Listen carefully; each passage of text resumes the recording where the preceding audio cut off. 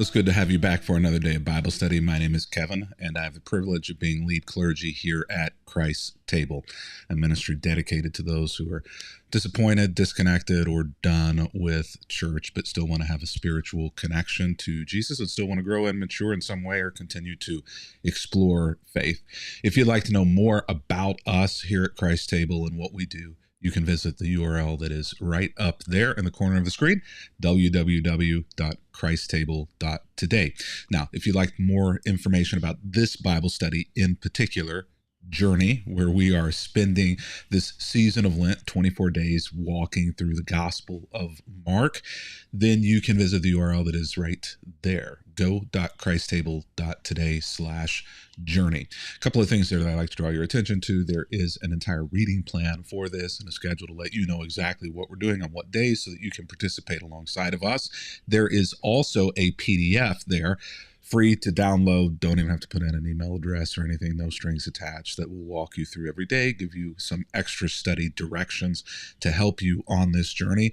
And I will say, if you'd like to support Christ Table financially to help us do what we do, there at that URL, you can get a box that has a printed version of that study guide, as well as other resources to help you through this journey through the book of Mark. Just click the button there at that URL that says get the box, and then it will give you all of the information there in order to be a part of that with us.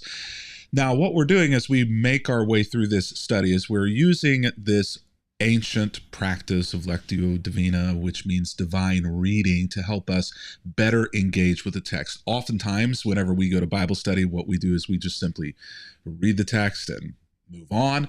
Or if you are a lot more deeply into Bible study, then you might have out different highlighters, you might have out your lexicons and commentaries, you might be looking at different online resources to help you understand exactly what's going on there and dissect the Hebrew and the Greek. And this is a very different way of doing Bible study. It is a very ancient way that goes back almost to the very beginning of church history.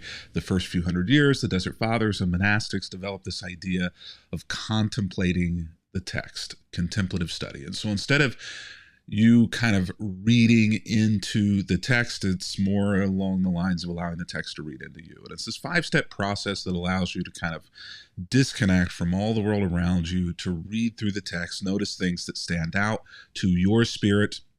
Maybe it's words, maybe it's phrases, maybe it's people in the story, and invites the Spirit of God to bring to life, to illuminate meanings and ideas and things in the text that you may never have seen before. So it really invites the Holy Spirit of God to speak directly to you, which at the end of the day is really kind of what we want. Now, you can Google Lectio Divina to find out exactly how to do this. It's a very simple process, but if you want more information about it, go there or there at that URL that is at the bottom of the screen. The study guide on our website, go.christstable.today/journey, also provides that information as well. So today we find ourselves on day 6 in Mark chapter 5.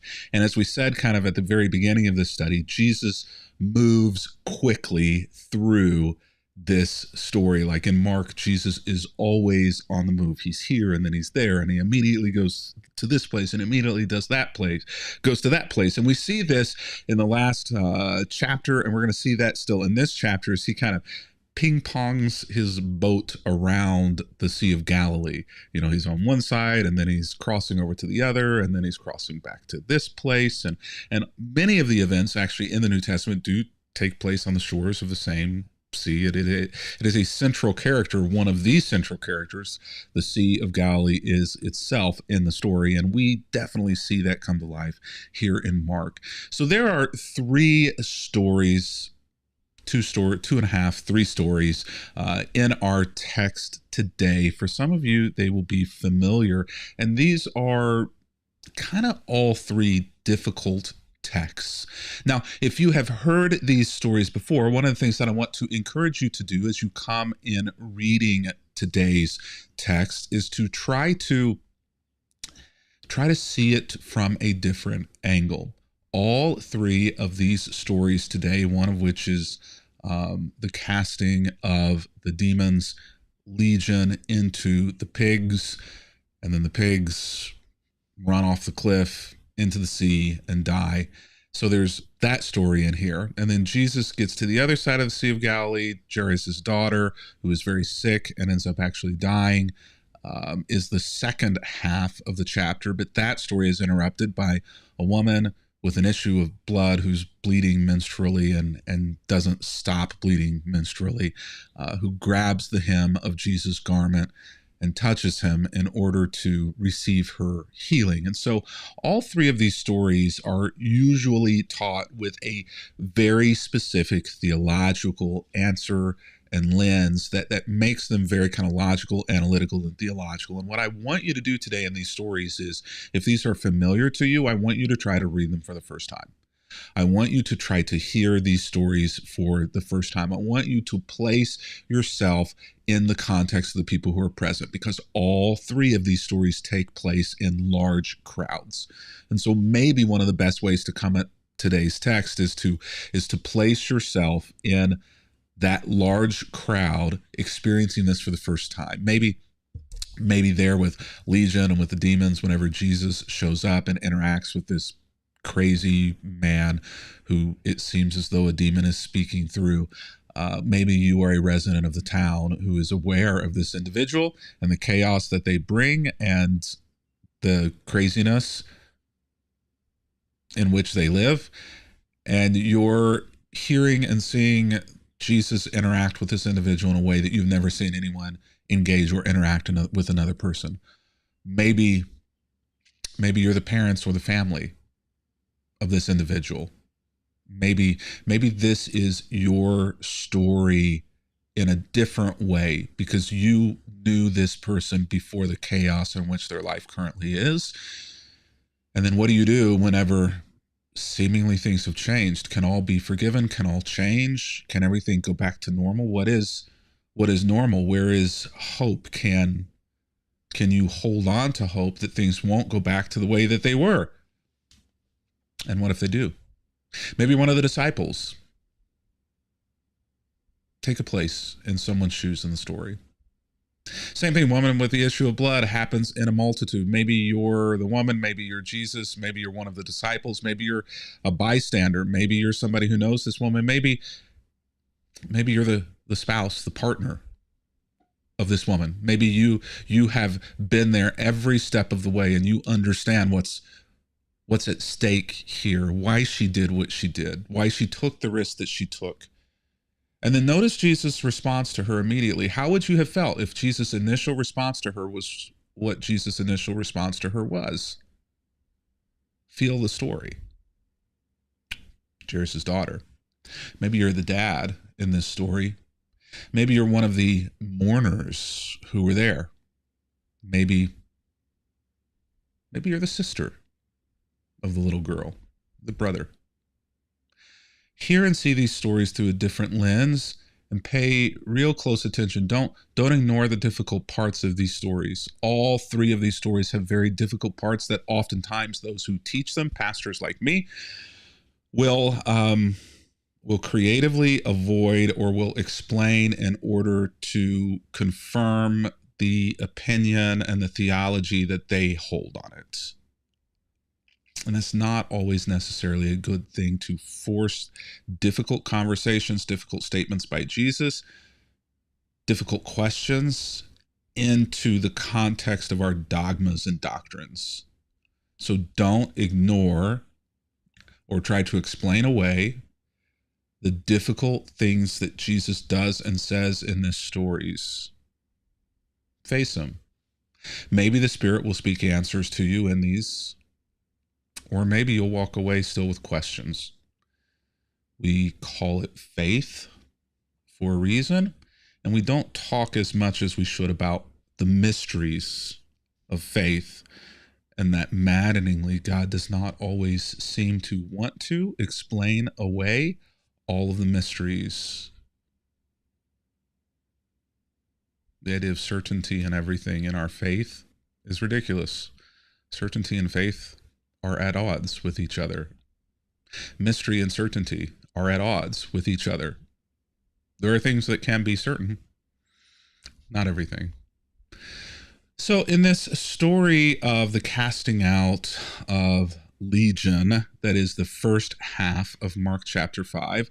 After the casting out, it says, the crowd soon gathered around Jesus, and they saw the man who had been possessed by the legion of demons, and he was sitting there fully clothed and perfectly sane, and they were afraid. There are two things that stick out to me in this that I still chew on and don't have great answers for. One of them is this idea of sane, which is a very interesting word to be used there. The opposite of sane is insane. Insane implies a mental health issue, a cognitive, emotional, psychological situation where things are not as they should be in the moment. Sometimes psychotic and psychological events are acute or temporary. Sometimes they are chronic. They are ongoing. Here and in other texts, it is very difficult sometimes to understand where the line is between the demonic and supernatural powers and mental health, mental illness, sanity and insanity, and what drives what. In texts like this, it's difficult sometimes to understand whether or not Jesus is interacting with something that is demonic or whether or not Jesus is interacting with something that is mental health, in which the language and the ability of the hearers in that day and age did not have all of the modern understandings that we do of the brain and chemistry and functioning and psychology. And so it can be difficult sometimes to work through ancient texts and know where those lines are. That stands out to me, but I always want to be open to this idea of both mental illness and the supernatural, the things that are unexplainable in the text. They come to a head here, and it's not easy to unravel them in this story in particular. The other word there at the very end, they were all afraid, and that stuck with me. I don't know that I've ever noticed that before, because why would they be afraid? What were they afraid of? He had been healed, but a lot had happened in that healing. What were they afraid of? Were they afraid of Jesus? Were they afraid of him? Were they afraid of the supernatural powers, the demonic? Were they afraid of the future? What were they afraid of? Why fear? For many of us, we can resonate with the idea of fear being present in those moments where we are surprised that fear is present. In a moment that should be all about joy over a healing or excitement, someone who had extreme, which is an understatement, difficulties, now is whole, and yet fear is present there. Why? What is driving that? Where's the fuel behind that? Is it healthy? Is it unhealthy? How do we assess and deal with that? They were afraid. That stuck out to me. And I wondered how many times in my life I have experienced fear whenever perhaps there was some other emotion that I should have been experiencing in that moment. Again, I'm drawing conclusions here, but it feels as though in that moment there should have been joy. There should have been excitement. There should have been this welling up of a spiritual excitement over God having healed through Jesus this individual who is a member of their community, assumedly at one point a member in good standing without all these issues of their community. And yet there is fear. And I have experienced that in those moments as well, where fear is felt when that is not the emotion that should have been there. So then we move on to the story. Jesus is heading to the girl who is very sick, Jairus' daughter, and is caught by the robe touch of a woman who is bleeding continually rather than simply once a month. And he says to her after the altercation where she says, I just felt that if I could touch the hem of your robe, your garment, which would have made him unclean. When she did that ceremonially, spiritually, unable to enter the temple, he says, daughter, your faith has made you well, implying it wasn't him, but it was her faith. Go in peace, your suffering is over. And it made me think, just on a practical level, that our interaction with Jesus should always end suffering. And I stepped back from that and I wondered, why, though, does it feel whenever I interact with those who are Christians, and Christians mean little Christs, does suffering tend to increase rather than decrease during those interactions?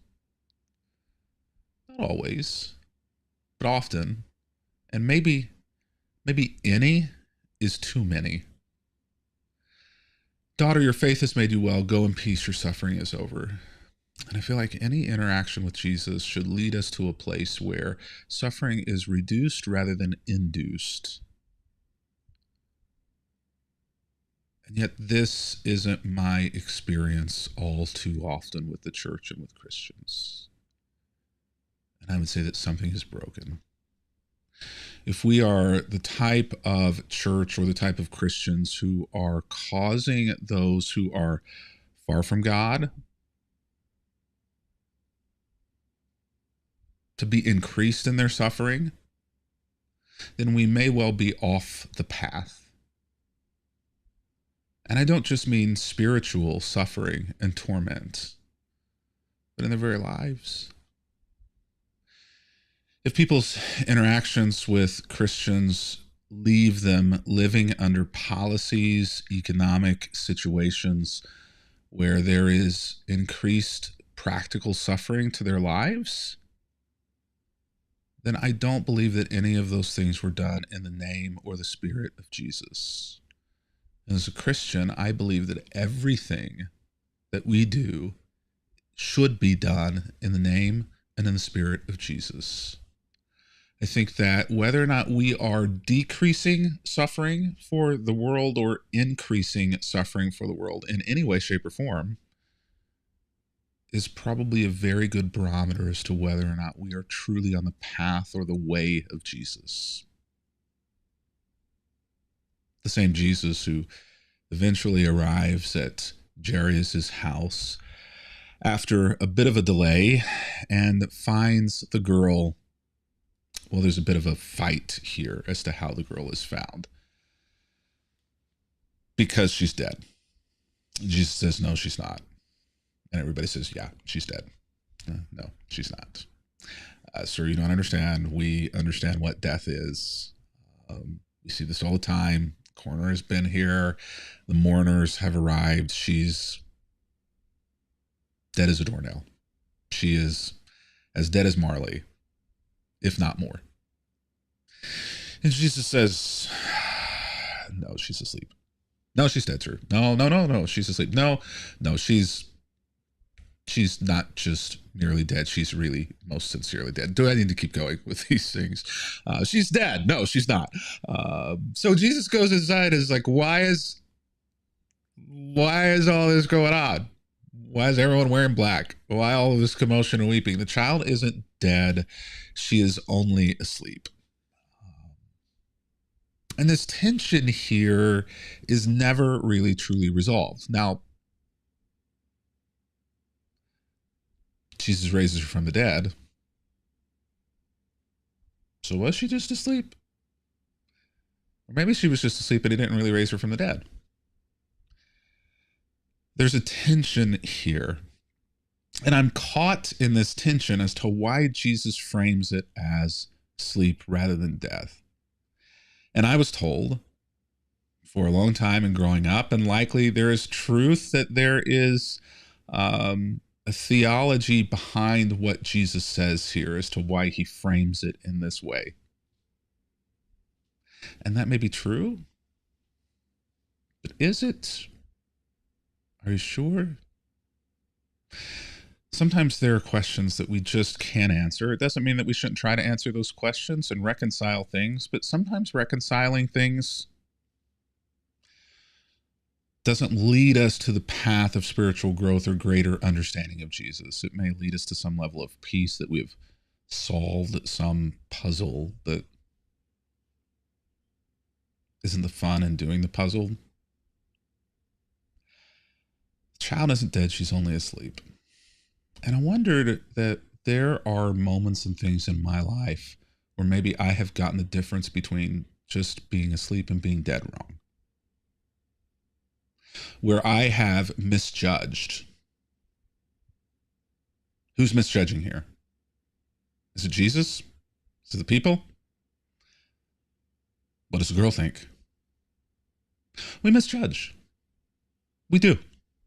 Whether or not this was a misjudgment on whose part isn't really the point. The point is there is some misjudgment that is going on somewhere. Somebody is wrong. Not everybody here can be right.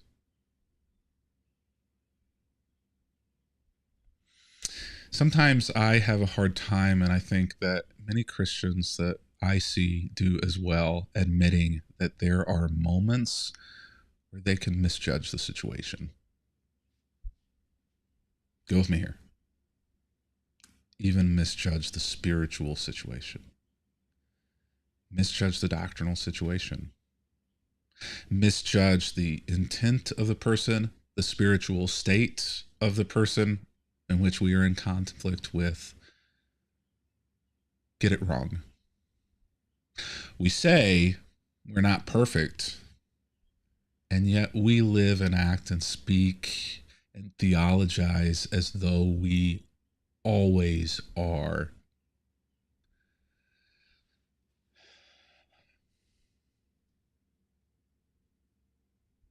Sometimes we can be wrong. Sometimes I can be wrong. Sometimes I am wrong. Maybe I'm wrong more often than I'm right. If you find a Christian who can't say that or admit that publicly,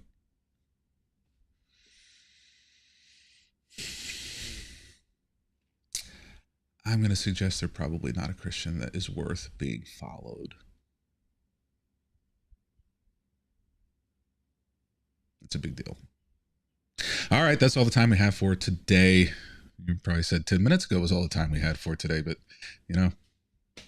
hey, here we are. If you made it this far, God bless. You made it through. If you want to join us on this journey, know more about Lectio Divina, how you can navigate through contemplating these passages, there it is once more there for you. go.christstable.today/journey. Look forward to seeing you tomorrow as we continue on this journey through the Gospel of Mark. And until that time,